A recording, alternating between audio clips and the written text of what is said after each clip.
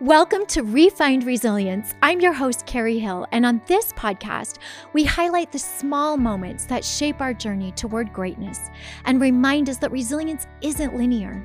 Each episode features stories of perseverance and the little victories that often go unnoticed, illustrating that resilience is about finding strength in everyday life. Welcome, friends. I'm so excited to be here today and bring to you one of my really darling, amazing powerhouse friends, Mary Nickles. Mary is a morning and noon anchor and a health correspondent off and on for CBS affiliate KUTV2 in Salt Lake City. Mary was diagnosed with breast cancer after getting a mammogram. For a TV story. For a TV story, yeah. Mm-hmm. Not many people can say that their job saved their life, but she had a lumpectomy on December 19th. What year was that, Mary? 2011. Wow. In 2011, it was stage 1. It was 1.3 centimeters, a grade 3 invasive triple negative. Amazing. It was a rare and aggressive cancer, and she had chemo and radiation treatments to kill all of it. And she has been in remission since what year? I would say when I finished treatment, 2012. 2012. Amazing. Mary's lived in Utah since 1991. She's worked in Yakima, Washington before that. Mm-hmm. And she's come from a big, wonderful Seattle-based family. She's very active with her kids in sports. She volunteers, works.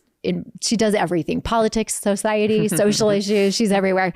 One of the things that I want to say specifically about Mary is how generous she is. And she's always been very generous to me as a publicist and as a person. And I am really thrilled that she's here, not reporting the news. No. Just chatting with me. It's weird being on the other end of an interview. I know, it's been a long time probably since you had that. Right. Yeah, I love it. Mary, thank you so much for being here. Well, I like real people and you're real people. Thank you. Yeah. I feel the same way about you. I love that we can just text. We have a better texting relationship because you're so busy, but I feel like we just check in with each other every once. Hey, how are your cats? You know? Yeah. I know somebody texted me the other day during the noon show and it's like, well, no, they called. And it's like, I texted back during a commercial break. We're busy. Yeah. Busy. Yeah. Isn't it funny that when you become friends with people, you kind of forget what they do? Like they just, they're your friend. They're your friend. Yeah. So you don't really put them in the bucket of work or, you know. Right. Mary, you have been at TV and reporting stories for over 30 years.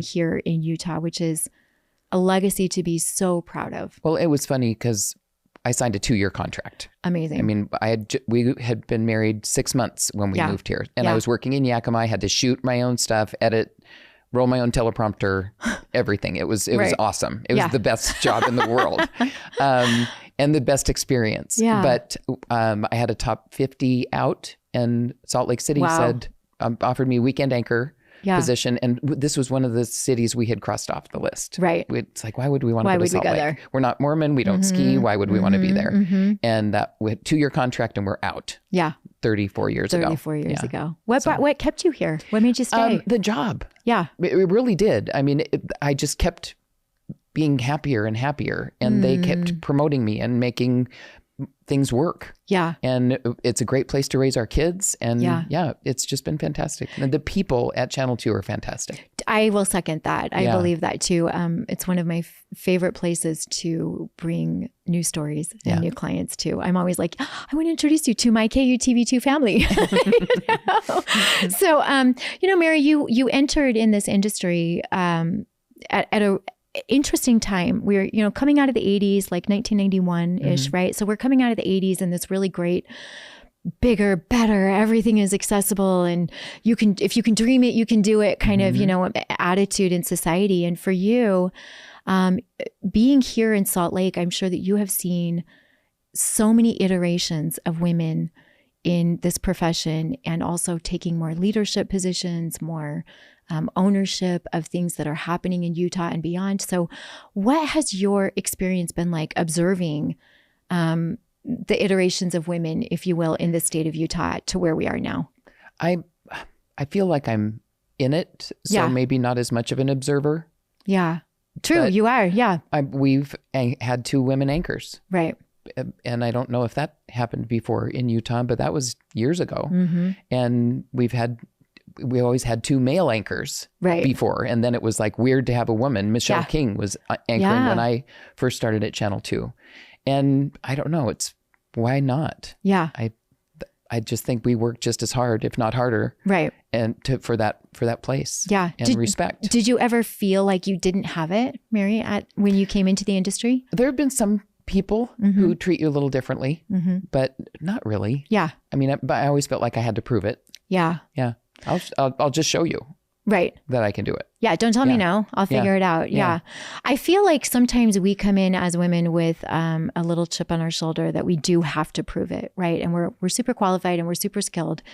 And it's been my experience for me that when you are confident in what you do and who you are inherently, you don't have to work quite as hard because it shows, it comes through. Yeah. And I think for you, you've always, in all the time that I've known you, you've always presented yourself as being, this is who I am. I am this thing. I am good at what I do. I am this, and so, trust me. Yeah. And I think because you do present that way, people do trust you, and there's not as much of a fight that you have to go through because I think you bring that energy with you. It's beautiful. It's funny. We had a new reporter start, and I don't even remember how long ago this was, but she always had to tell people that she was at the top of her class, the valedictorian in Mensa, and all of these accolades. But and I realized, I think I do that too. Yeah. I thought I tell people I had to shoot and write and edit my own stuff. And it's like, I don't need to tell people that. But seeing her having to explain herself and having to tell everybody how great she is made me realize I need to stop that. Yeah. And just do it. Yeah. Yeah. The work proves itself. Yeah. I think over time. And I realize that's not the case for every single person or every single situation. Everybody's different.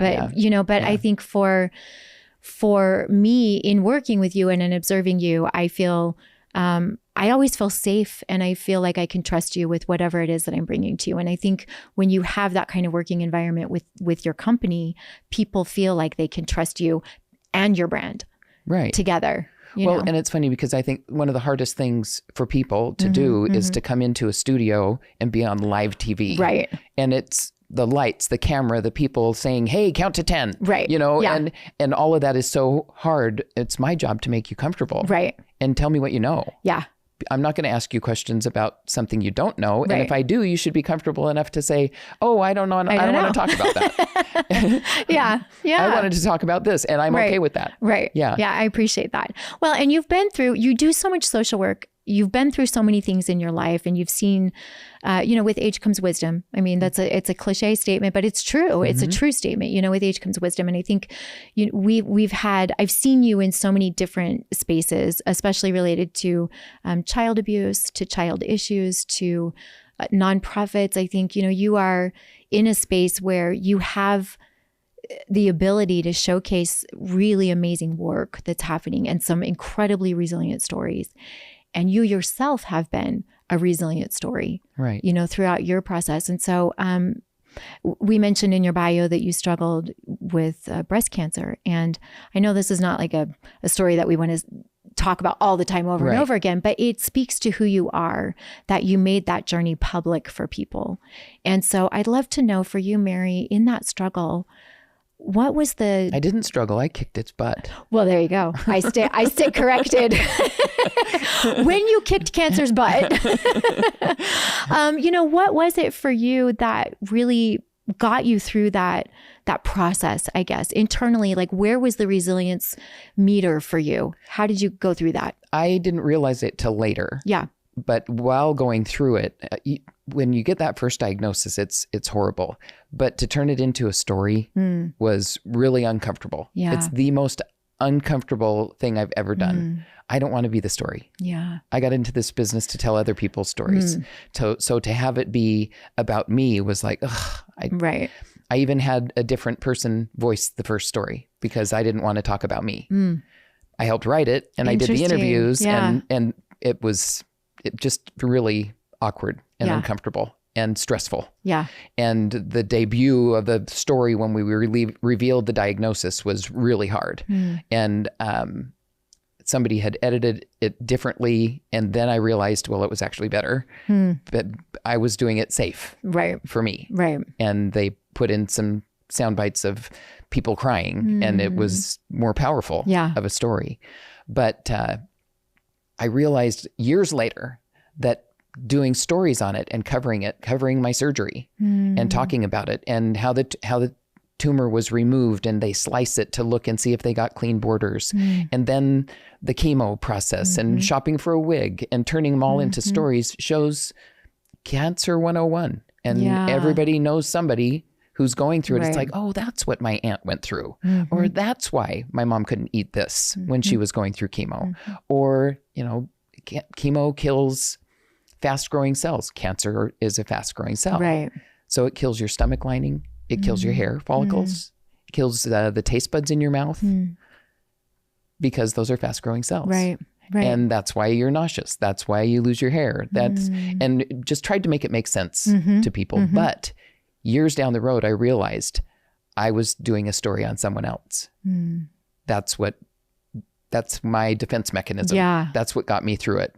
I missed 4 days of work that first year. Wow. Going through treatment and everything. I did chemo on a Friday, so I would feel bad on Saturday and Sunday and get to work on Monday. Wow. I missed a few Mondays after chemo. Wow. That were a little tough and I was a little green. But then I look at the newscasts and it's like my face was puffy. I was yellowish green. I was wearing wigs that I hated. I don't even wear hats. I don't like stuff on my head. Right. And it was really uncomfortable. Yeah. But it was just to get through it. Have a plan. What's the plan? Let's do it. Okay, what's next? Yeah. Get through with it. Right. And but I realized years later that my defense mechanism was I was doing a story on this anchor lady. Yeah. What a fascinating lens to have. Yeah. To be able to navigate through something. For me, I had kind of this alter ego voice in my time of need, I will say. The really darkest point in my time was trying to navigate life on welfare, and how do I go back to work, and how do I do these things, and so it's interesting because I kind of took that same attitude toward myself, which was like, come on, girl, we're going to put her away and we're going to show up as someone different, and we're going to do this thing, and we're going to leave her to the side so that we can move through this. And we have multiple personalities? Yes, I don't know. Is that helpful, I guess? But I think I appreciate that because there's a lot of strength in looking at yourself objectively and being able to put the suffering to the side, if you will, so that you can show up in a different skin. Yeah. And so I really value that path and that process. It's part of you, but you can keep it separate. Yeah. And just say, okay, this is just a stretch of life that we're going through, and this is what we're going to do. Yeah. And you grow with it. You don't delete it. Right. It's part of you. It's part of you. Yeah.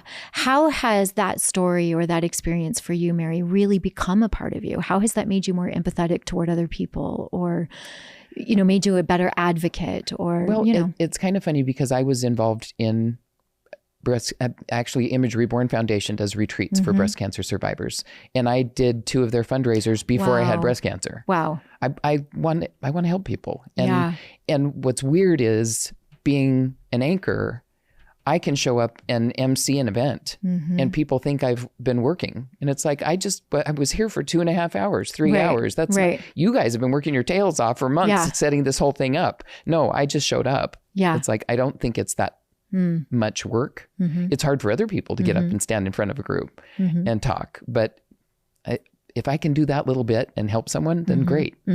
But I did have somebody ask me once how, if it made me change my perspective in life. Did I value my family more? Did I, how did having cancer and getting through it change? And I honestly think it just made me a little bit stronger. I valued my family before. Right. I cherish every moment with my kids, with my sisters and my brothers. My parents were amazing. Yeah. And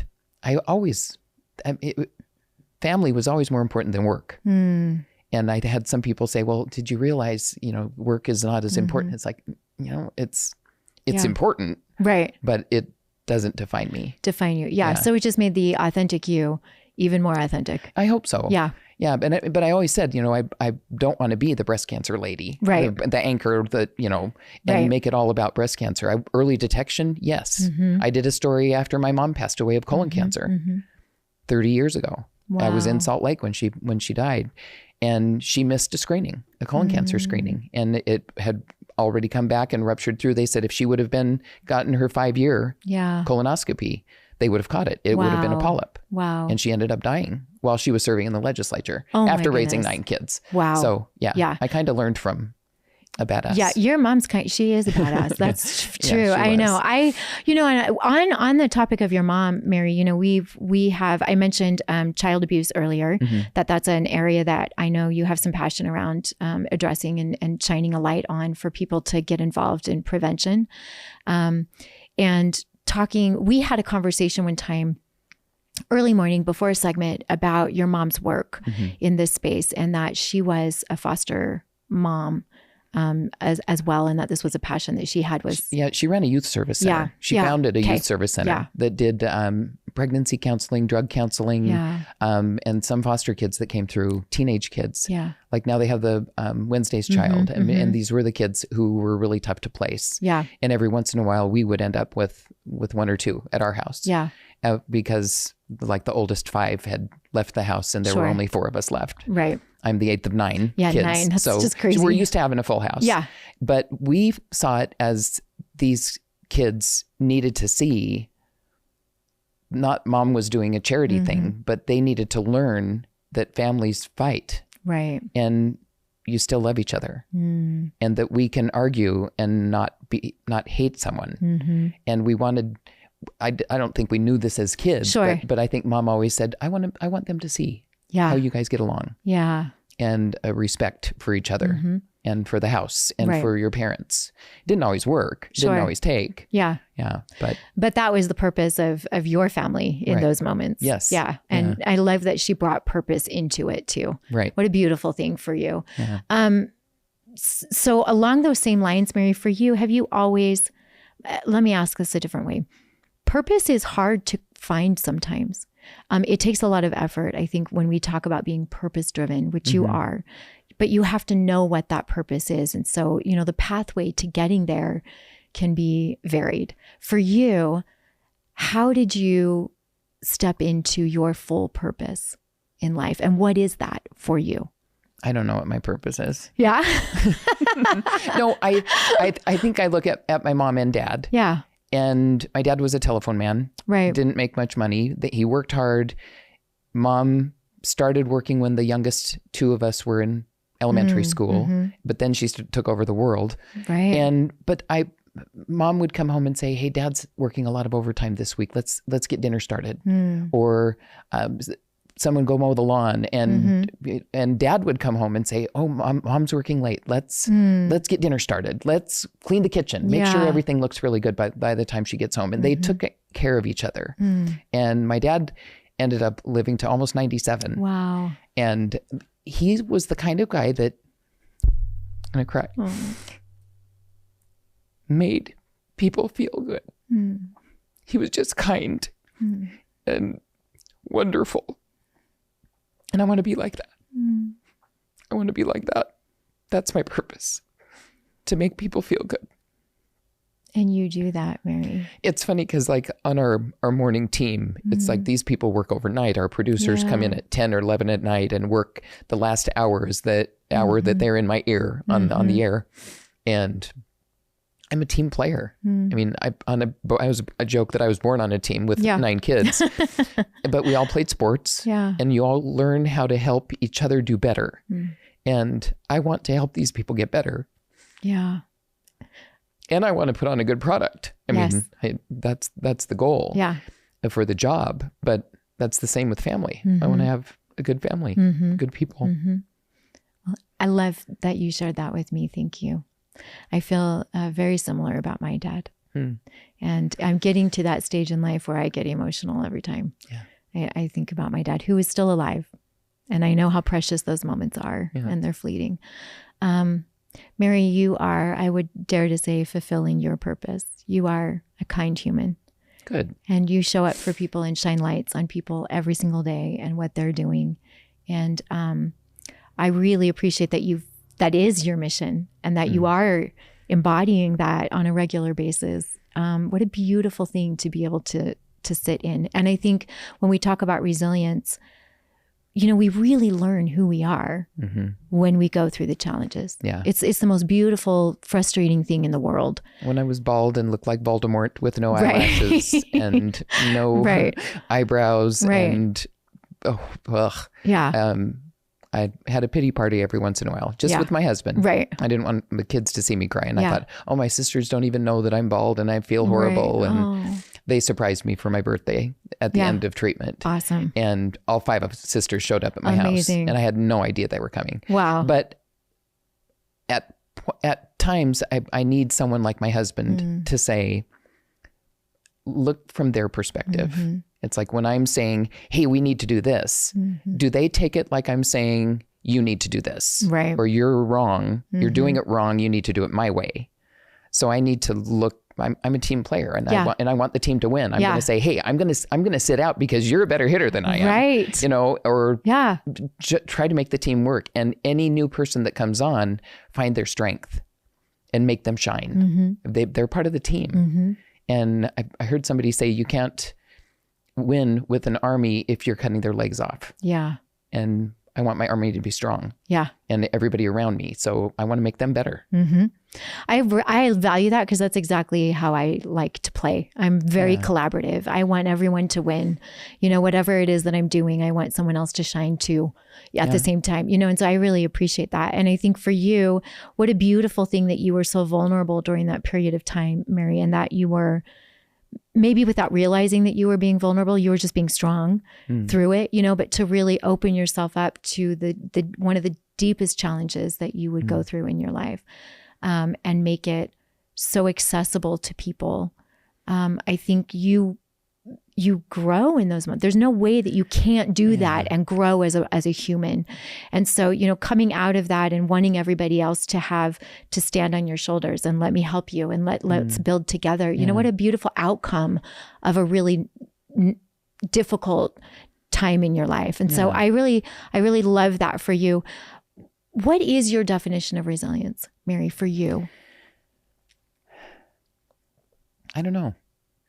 I don't know. Just keep going. Yeah. I know in high school, I wanted to play college volleyball and I wanted to be on the Olympic team. And I broke my arm the first day of volleyball practice my senior year. We won state without me. And I just realized that I went to a junior college and then I went to a 4-year and finished school on volleyball scholarship. And I ended up playing on a pro volleyball team. Wow. Here in Utah. And it's like, but it's just not a straight line. And I guess resilience is knowing you can get off the track for a minute and still be moving forward. You have a few hurdles, a few side paths, but you can get back on track and keep your focus. Yeah. Keep your meaning. What you want to do. Yeah. And don't let the little things get you down. I mean, they always say you can get knocked down, but get back up. Don't stay down. Yeah. For you, what do you hold on to when you get back up from something that's been challenging? What is the thing that you latch on to pull yourself up? Probably pride. Ooh, say more. That I want to be strong. Yeah. And I don't want to be the one that just says, okay, I'm done. I mean, sometimes I don't want to do it. Right. But 4:30 in the morning comes around really early. Yes, it does. And some days I'm driving to work thinking, why am I doing this? Right. But no, things have to be done. And you set goals. I mean, I've always been a goal setter, but not a stickler. That goal can change a little bit. Yeah. Oh, okay, we'll do this. Yeah. We wanted to have kids. It took a while and we had twins, a boy and a girl, perfect family. Done. And we could have more, but we didn't. Yeah. But it was, and they were born a little bit early. They were in NICU for a while, but they're perfectly healthy, awesome adults. Yeah. Yeah. Parenting adult kids is harder than parenting toddlers, by the way. I'm headed on that trajectory because right now. Because they make decisions that actually affect their lives. Yeah. And you can't do anything about it. Yeah. So, I mean, talk about real resiliency, right? It's like looking out to something that you can't affect. That can be the most challenging thing for you, right? So, and I'm not a very competitive person. I mean, for being an athlete,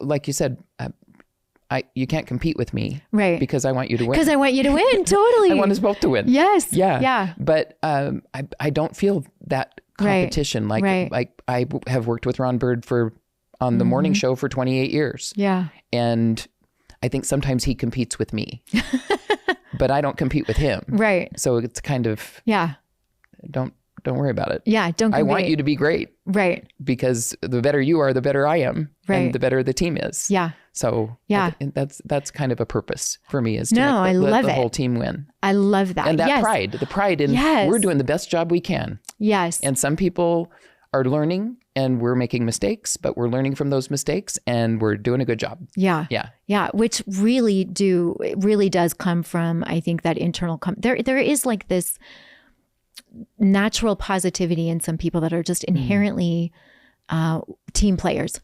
Yeah. It brings joy, to see everybody succeed. And I think that is a real gift to have that kind of mindset, because that is a mindset that creates energy that people desire. They want to be with you. So even if they're competing with you, they still want to be around you. Good. You know what I mean? Because of the energy, because the energy is good. It's authentic. It's real, and I think there is a difference between being a real team player, genuinely, authentically, like wanting somebody else to succeed, and just going through the motions of saying it, that you want someone to succeed. Well, and I also think being a reporter and telling other people's stories, it helps to be empathetic. Mm-hmm. And that's another thing I learned in going through all the cancer stuff. I didn't want people to think it was easy. Right. Because I missed 4 days of work. And I had some people say, I'm not as strong as you. I ended up in the hospital. And it's like, no, you're very strong. Yeah. I was lucky.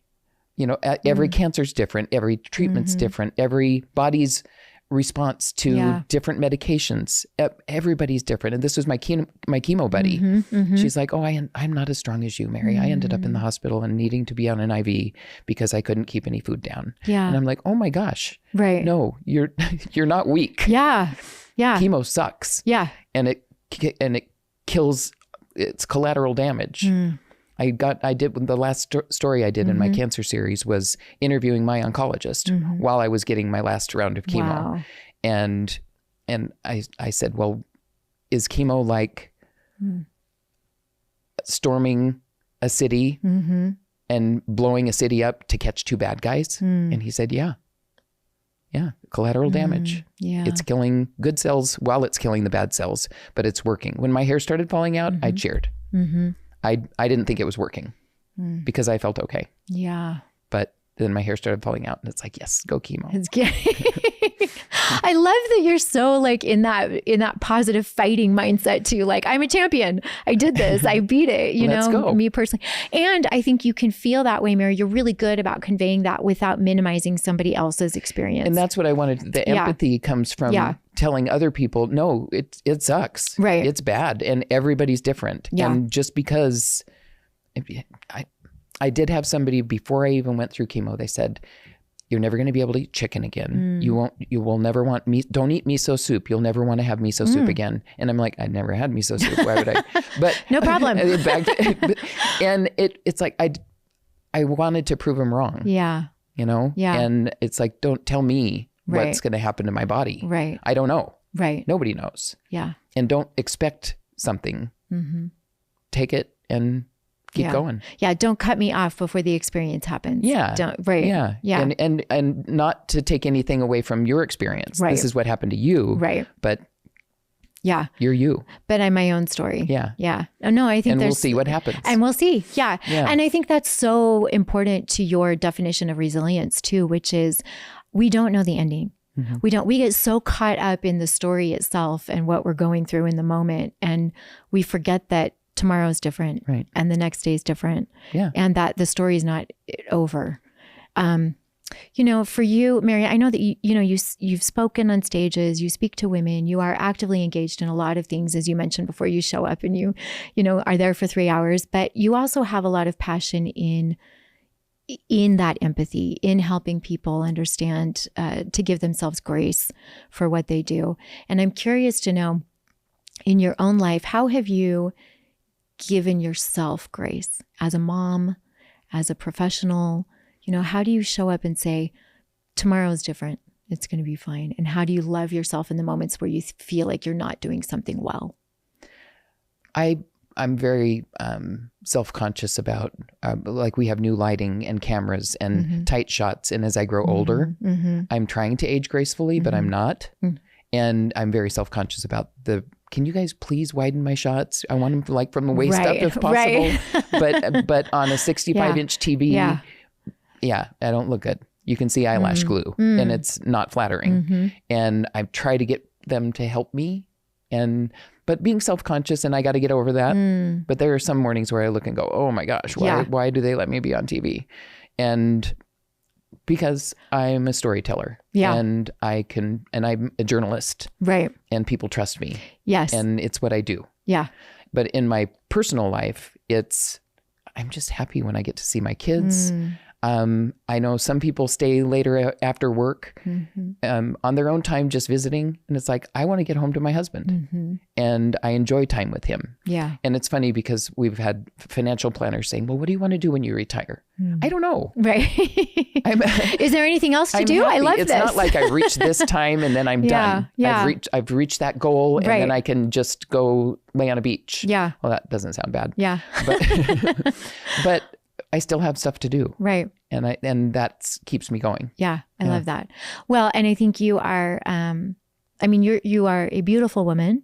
So just take that from one woman to another, that you are still beautiful. Thank you. And because you are good at what you do and you are confident, going back to those earlier comments about my observations of you, is that, you said it, people trust you.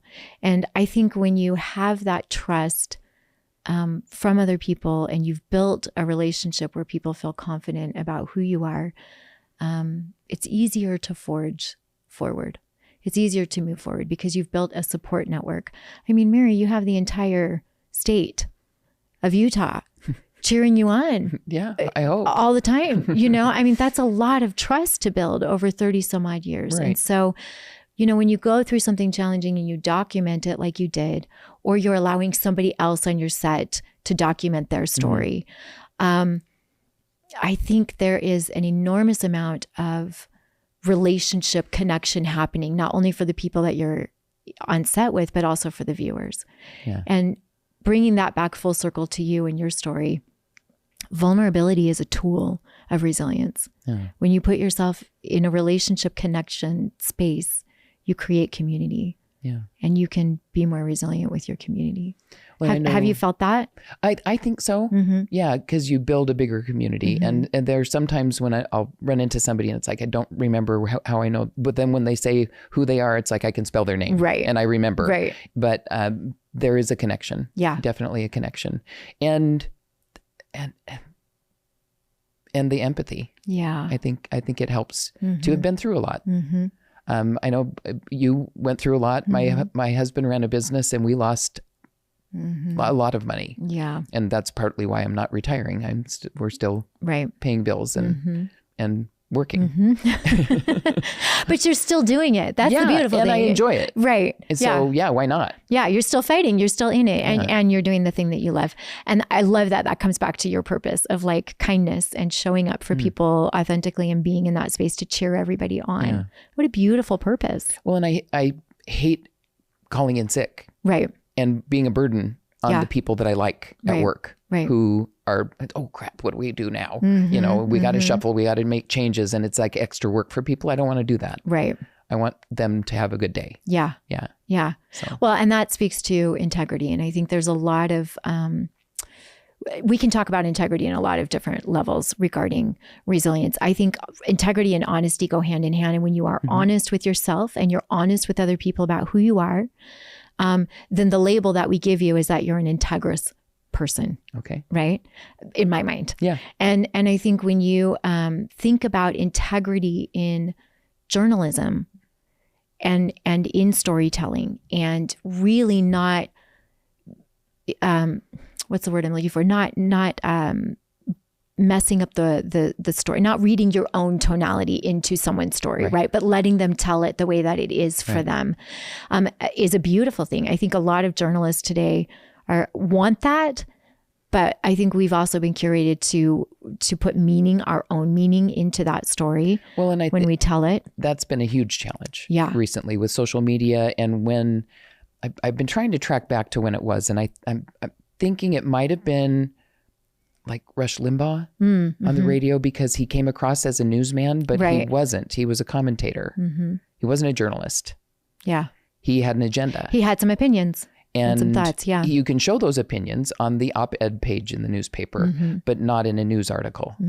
And I think it blurred the line. And then the line blurred even more when shows started doing a round table and yelling at each other with opinions. That's not journalism. That's politics. Yeah. And that we are supposed to tell both sides of the story and not have our opinion show. And I think social media and these other shows, entertainment, infotainment, has really blurred the line and made it hard for real journalists to get the respect we deserve. Yeah.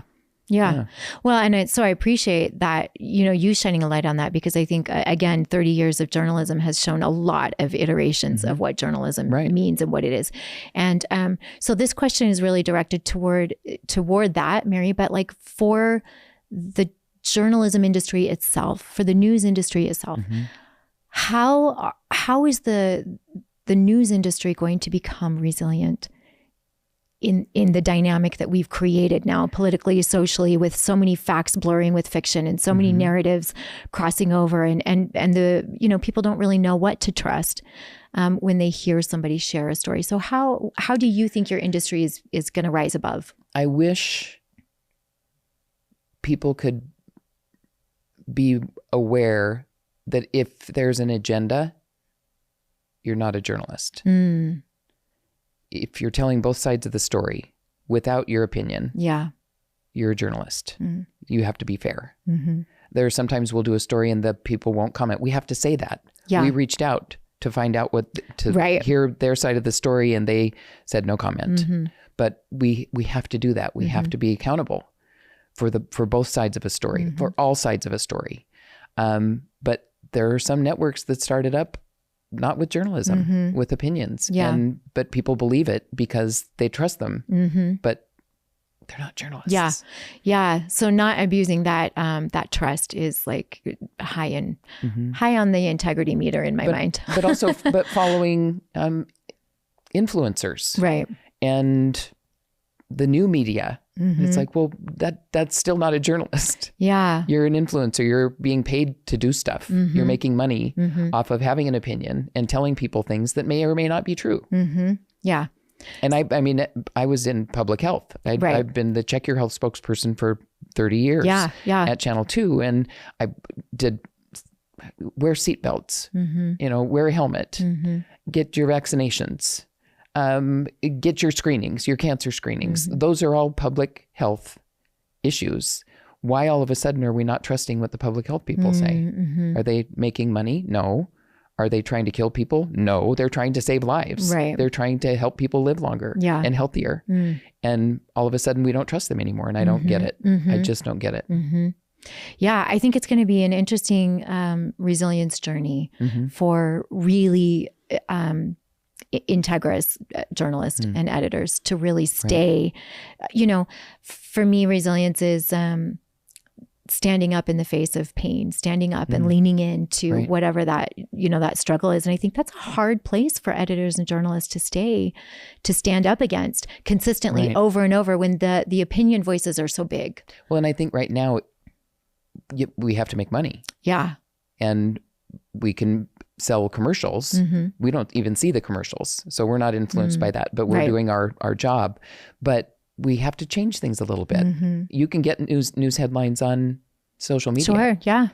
They're not always journalists, but you're getting what's going on, what's happening, and the little headlines. So what do we do to make people want to watch us instead of not in the morning? As you're making lunch or grabbing coffee or getting the kids ready, is the TV on in the corner and we're keeping you posted and you're kind of listening. That's what we want to do.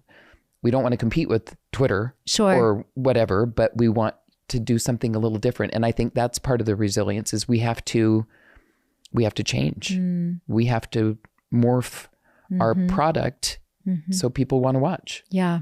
This new show, the ARC program. Yeah, which congratulations, by the way. It's we awesome. do some more in-depth interviews like we used to do. And, and you back in the day. Come back full circle. Yeah. And we talk about community events. Yeah. And we talk about issues. Right. And cover both sides of the story. Yeah. No, and you do that really, really well. And because you are a journalist, so this is your wheelhouse. And I think I really appreciate that thought process, Mary, of like, it's okay to pivot. It's okay. Resilience is the pivot. It is about the pivot once you realize what it is that you need to pivot to, right? And evolving. Yeah. And leaning in and standing up to that evolution, whatever that iteration is of you. I love that. I think also we're seeing a resurgence of interest in the human interaction, the connection, right? We can get anything that we want on social media, but we can't sit down with a person and feel their energy. Yeah. And relate to them in person. And I think we're craving that as a society. Bring that back. We want more of that, so for you, when you go on set with somebody, you are bringing that connection to the world, Mary. And I think this ARC, the show is going to be really successful because of that. Authentic, relevant, and community is what ARC stands for. Love that. And I was just thinking, we really don't do that very often. You see edited interviews because of time. Right. And we're allowed more time on this. So I think it is a little bit more real. Yeah, I think so too. It feels that way when I've been on set, I've just been interviewing people, and I really appreciate that. And I appreciate that you're the one that's doing it, because again, I think that trust and the integrity of your vulnerability, your journey, your resilience as a woman, as a mom, as an anchor, is really uplifting, and it's inspiring to other people that want to come up behind you, the new generation of young women. That's nice to hear. That want to come up. Yeah. So I really commend you for. It's a tougher market these days. Yeah, for sure. Yeah. But I think we're going to see women more and more come into that collaborative mindset and leave, maybe, hopefully, some of this competition against one another, who's having more views, who's having more likes, right? And just find your authentic lane and just give it energy, right? Yeah. And you don't have to pretend to be tough. Right. You don't have to pretend to be a man. Yeah. Be yourself. Be yourself. And do your job. Yeah. And I think I really love that advice. Be yourself and do your job. Yeah. Like that is the quote I'm going to use on social. Be yourself and do your job. So I really appreciate that. And I am excited for the younger demographic of women coming up behind you, because I think they've got big shoes to fill, and what beautiful mentorship they can have through other women in your position that have evolved with the news, and reporting trends. And so it's really lovely. Mary, I would love for you to just give one piece of advice, aside from be yourself and do your job, one piece of advice to other women that are maybe not going through breast cancer specifically, but just going through really hard challenges in their life. What would you say to them to help them in this moment? It's just a stretch. It's just a stretch of time, and it'll be over. Get through it. Yeah. Beautiful. My son, his first tattoo that he got was right after I finished. No, I think I was in the middle of treatment, and he wanted to use the Winston Churchill quote: "If you're going through hell, keep going." Keep going. Yeah. And I thought, okay, that was what got me through. Is don't stop. Yeah. Don't wallow in it. Don't have the big pity parties and not get up. Right. Or you're stuck there. Yeah. If you're going through hell, don't sit there. Yeah. Don't live in it. Yeah. Don't drown in it. Don't burn in it. Keep going. Keep going through, and you'll get through it. Yeah. And you'll get through it. It's just a stretch. It'll be over. And the key word there is through, right? Yes. Don't go up, around, sideways, like you said earlier. Go right going. through it. Keep going. Yeah. Thank you. Mary, thank you so much for this. Oh, thank you. I'm so happy that we're friends. And I'm so too. happy that our paths crossed. And I just, I really respect and admire who you are. So thank you. Same to you. Good. Thanks for being here. Okay. Where can we find out more if we want to connect with Mary? You know what? I do more posting on Facebook. Okay. Just my Mary Nickles professional page. And I try to reply to people, messages or comments. Okay. I'm supposed to post more often. We're supposed to post every day. Sure. But I don't always, but that's where I do a little bit on Instagram. Okay. Or email me directly. Mary Nickles. Okay. Yeah. And if we want to connect with KUTV2, it's just KUTV2.com. KUTV.com. Yeah. Yeah. Awesome. Okay, everyone. Thank you. Thank you. I'm sending you beautiful love and hugs all the way from this chair. And love right back. Thanks. Thank you for joining us on this episode of Refined Resilience. We hope you found inspiration in the stories shared and the small moments that remind us all of our strength. Remember, resilience is built not just in the big challenges we face, but in the everyday experiences that shape who we are. A special thanks to our sponsor, Build Then Bless, for making Refined Resilience possible. Until next time, remember, it's the small moments of resilience that make us great.